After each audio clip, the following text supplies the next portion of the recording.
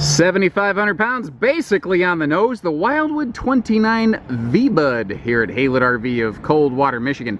V stands for Versa, because in the living room, you have that handy VersaLounge where you've got, you know, all sorts of different seating arrangements. You'll see them. But, taking it up another notch, they've created a VersaBunk, which I suppose makes this a quite versatile camper. I like that herringbone print on the floor. Is that what that's called? Herringbone? What is that called? Anyway, it doesn't matter. Sorry. I saw something shiny. Doesn't matter. It's an odd job. It's weird. It's like a Franken camper. But guys, it works. I got to see the very first prototype of this. Actually, I got to provide some dealer input back in that bunk room that they adopted, which I think is really cool. So like all Wildwoods, we have a 6'9" interior height, which makes it look and feel bigger in here, because it is, you know, bigger, so it should look and feel bigger in here, which it does. But the color contrast really helps open it up too. We will come back to the kitchen in a minute. I want to spend some time really absorbing what's over here in this Super Slide, because it is a really cool feature.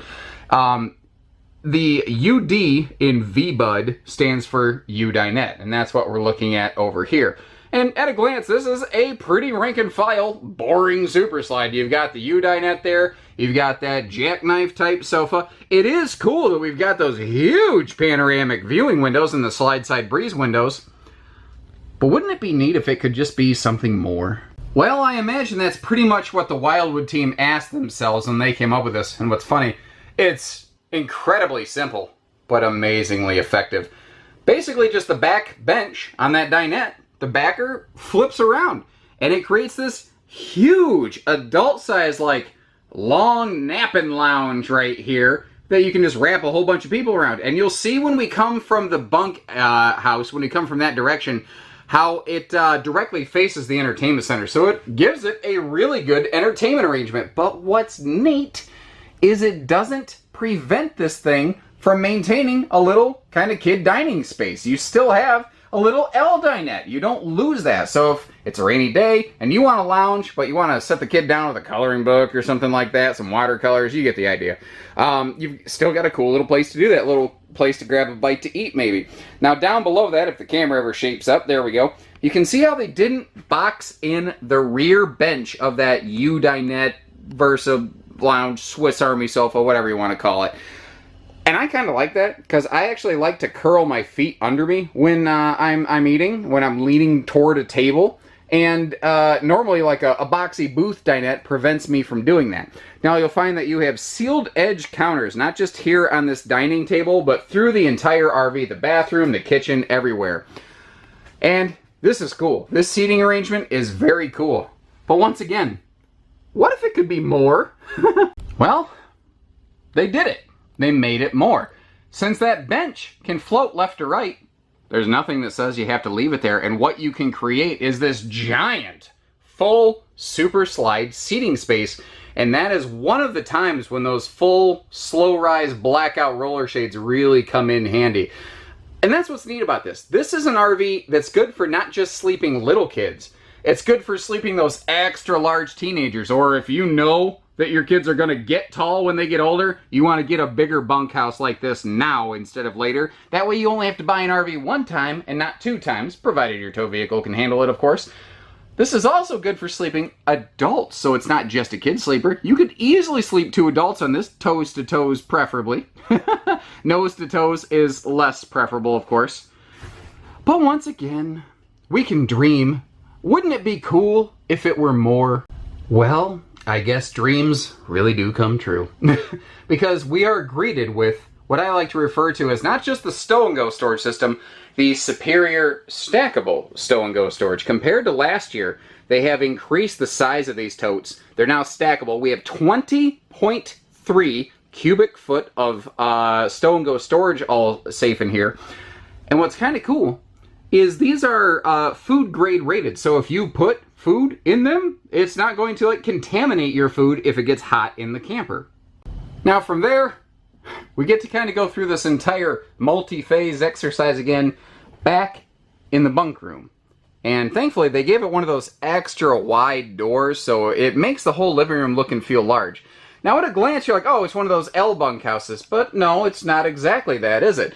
Down here, you've got basically a second queen bed. And trying to find a camper with like 2 queen beds, that is about as rare as hen's teeth. And you might know the joke behind that. Hens don't have teeth, so there you go. If you didn't know the joke, now you did. But the thing is, remember how I called this a VersaBunk? You can transform this thing just like all over the place. So first, these overhead bunks flip up out of the way. They cover the windows, which, by the way, did you notice those do open for airflow? And they're easy to lift because they each have their own handy little gas strut. They also each have their own handy little USB plug there. And it's cool. If this room did nothing but these 2 bunks flipping up, that would be really neat. But that's really only where it starts. Because you're like, oh, you know, I get it. So the sofa's the bed's kind of now like a sofa. And no, the bed becomes the sofa. And it's great how it does it. The mattress actually has a little fold in the middle, so it just folds up and stacks behind the sofa.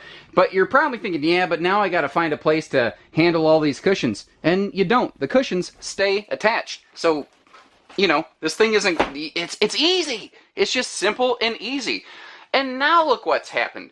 You've already got an incredibly flexible living room, and now we've got like a bunk room, a second living room, a lounge, a little play space for the kiddos, an office, a den.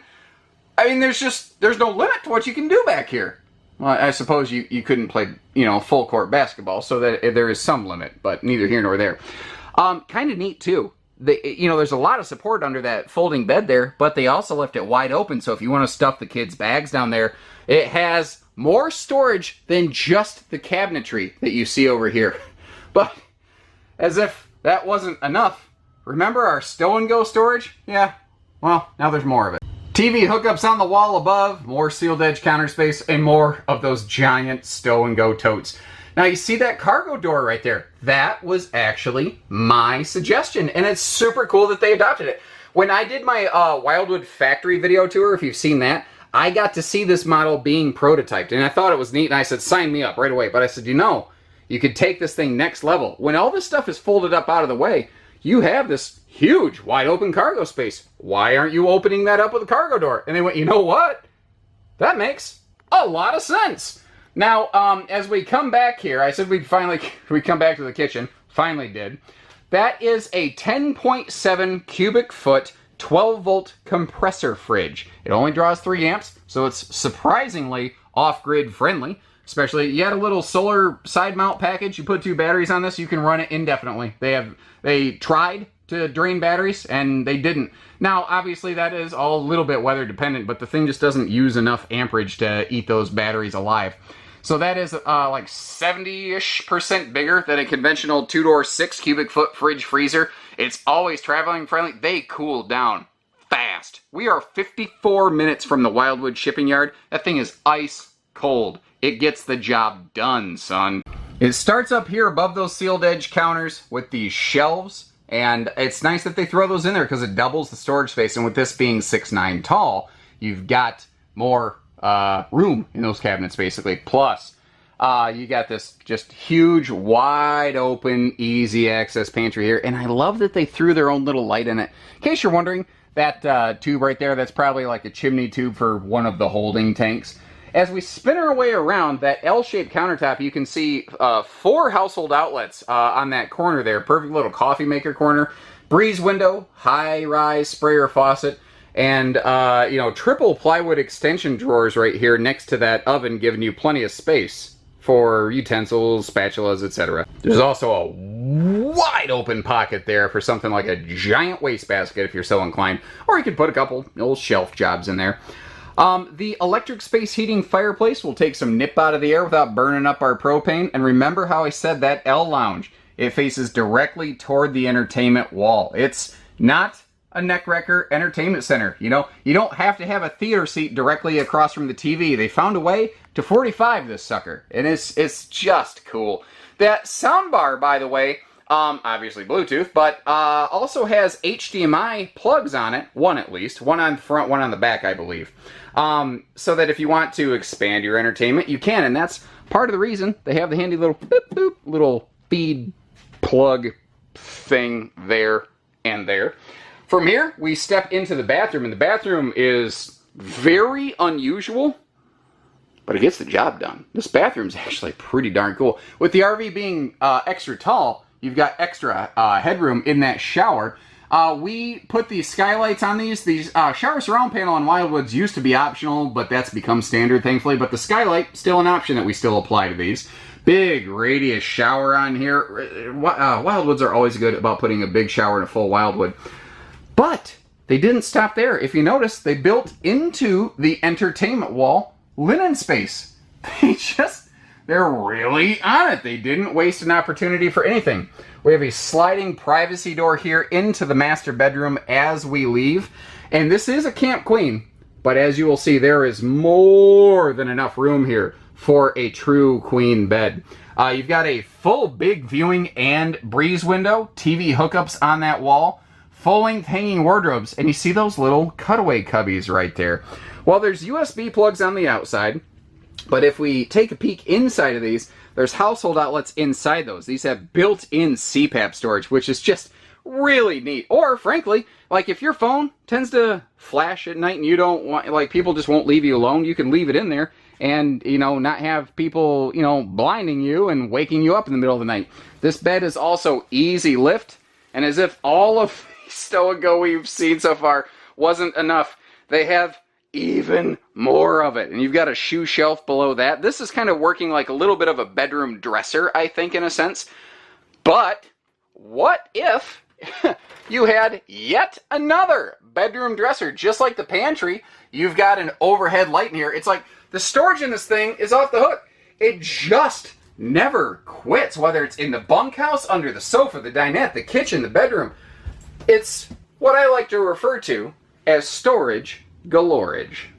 Below that master bed, you are going to find a cavernous capacity for storage in here. What's neat is how they just do something simple, inexpensive, and they keep all their little kind of levers and cranks and stuff out of the way. Now, the little guy on the bottom right, this RV comes with what we kind of tongue-in-cheek refer to as the cordless jack system. That's the drill bit that you would hook to a power drill to put these jacks up and down like a NASCAR pit crew driver, or potentially a dentist making that sound in your nightmares. This is not the best angle to look at this, but you see that yellow bar hooked to this jack? You'll find them on the rear as well. That little T-handle right there, when you put your jacks down, you give that thing like a little quarter crank to snug it up, even just hand tighten it, and this thing will suddenly feel like it's on a like automatic leveling system. It's incredible the difference it makes in providing extra stability here. As we stand up, we go right past that solar prep plug right there. So if you do want to get off grid, that plug right there, those portable solar panels typically provide 9 or 10 amps of power to your battery system. And when that 12-volt refrigerator only draws 3 amps, well, you can do the math and figure out that it still leaves plenty of power left over to keep your batteries topped off for things like lights and fans. This, like all Wildwood travel trailers, has their Tough Coat skin system, which has an anti-scratch coating applied to any of the exposed aluminum that you see, which this RV never existed during the brown skin Wildwood generation, but I can't get enough of, I just feel like this looks so much more sharp and modern, not to mention the fact it will produce far less heat. The RV will just stay cooler as a result of having the white skin. Power awning, power tongue jack. I'm not sure what kind of campers in this class don't have that anymore, but if you're not familiar, I at least like to make mention of it.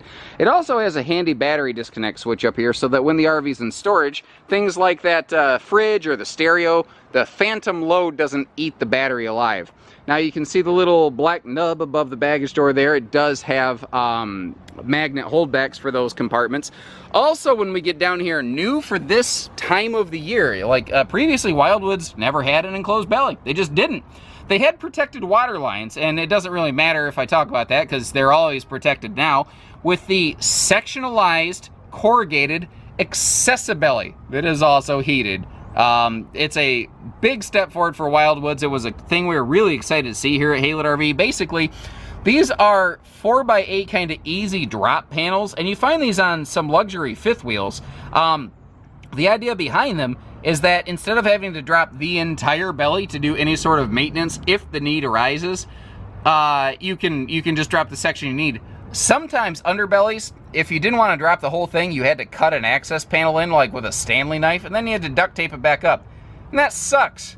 This is never going to be like that. This is always going to be awesome. I still think it's really cool that when I saw the prototype of this at the Wildwood factory, I said, you know, you got this big open area here. When that bed's folded up out of the way, why don't you put one of those cool cargo doors over there? And they did it. I just think it's really cool that I was able to help make that happen, because I think it's a really, really cool feature, and it works very well on a private rear bunk room like this. It can really kind of serve two purposes that way. These have 5/8 tongue and groove plywood flooring. Up top, you do have a fully walkable roof. You've got 3/8 roof decking up there, 16-inch on center studs, basically all the way around through the roof, through the walls, through the floor, and that's pretty industry common construction. The thing is, though, they're just doing a good job of it. We've been happy with what we've seen out of these things here at Haylett RV. Coming over here under that big power awning, of course there's lighting under it, but they do an interesting kind of compact camp kitchenette. Next to these TV hookups, you've got a cold water sprayer, and it does have the handy little hose that goes with it. I just naturally forgot to pull that out. But you've also got the small fridge outside and that griddle cook station. Now the griddle cooker is on a little kind of sliding tray, like a drawer, so you can get it out of the way if you're not wanting to cook with it.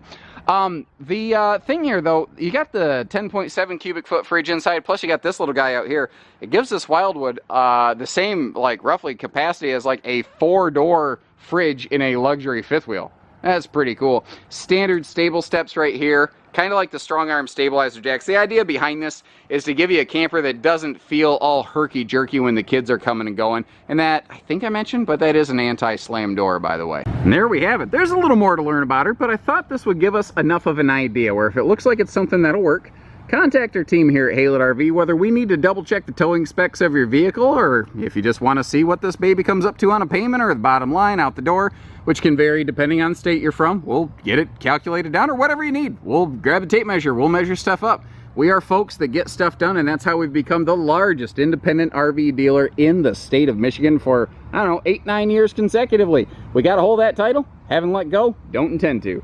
Short of that, take care, stay safe, have fun, and happy camping, everyone.